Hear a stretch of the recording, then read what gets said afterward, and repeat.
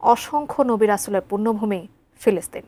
সেখানে রয়েছে পৃথিবীর তৃতীয় পবিত্রতম মসজিদ আল আকসা।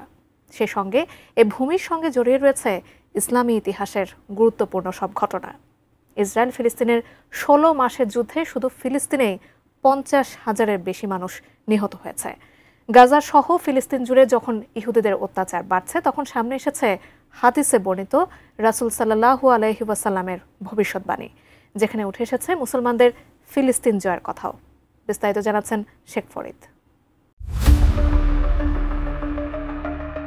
ফিলিস্তিনের মসজিদুল আকসা মুসলমানদের কাছে পবিত্রতম স্থান, যার প্রতি সম্মান প্রদর্শন ও সম্মান রক্ষা করা মুসলমানদের ঈমানি দায়িত্ব।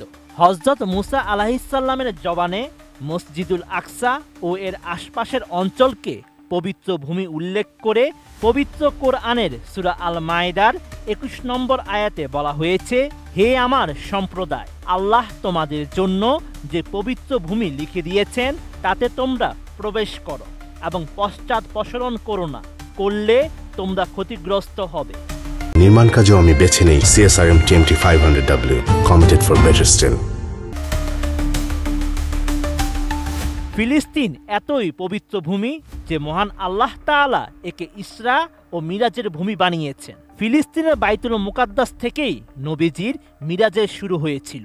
সূরা বনী ইসরাইলের ১ নম্বর আয়াতে আল্লাহ তাআলা জানিয়েছেন, পবিত্র সেই সত্তা যিনি নিজ বান্দাকে রাতে ভ্রমণ করিয়েছেন মসজিদুল হারাম থেকে মসজিদুল আকসা পর্যন্ত, যার চারপাশকে আমি করেছিলাম বরকতময়, তাকে আমার নিদর্শন দেখানোর জন্য।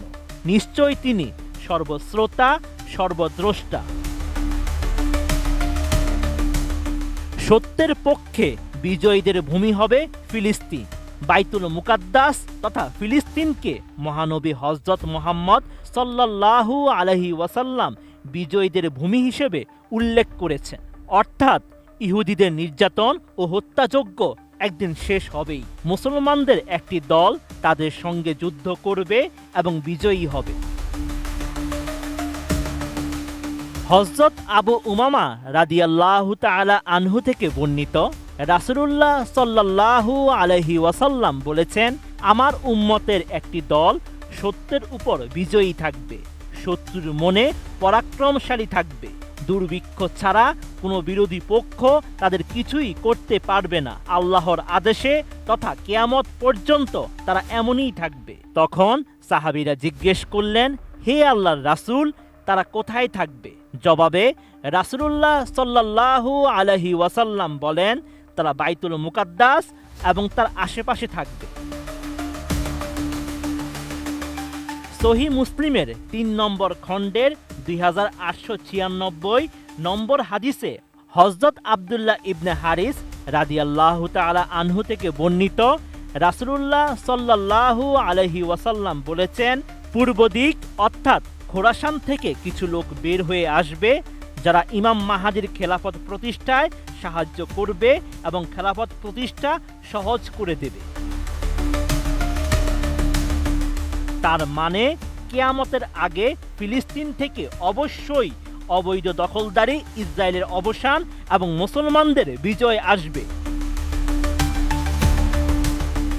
আরেক হাদিসে আবু হুরায়রা রাদিয়াল্লাহু তাআলা আনহু থেকে বর্ণিত, রাসূলুল্লাহ সাল্লাল্লাহু আলাইহি ওয়াসাল্লাম বলেছেন, কিয়ামত সংগঠিত হবে না যতক্ষণ না পর্যন্ত মুসলমানগণ ইহুদি সম্প্রদায়ের সাথে লড়াই না করবে। মুসলমানগণ তাদেরকে হত্যা করবে, ফলে তারা পাথর বা বৃক্ষের আড়ালে আত্মগোপন করবে। তখন পাথর বা গাছ বলবে, হে আল্লাহর বান্দা, এই তো ইহুদি আমার পেছনে, এসো তাকে হত্যা করো। Sheikh Farid, ATN news.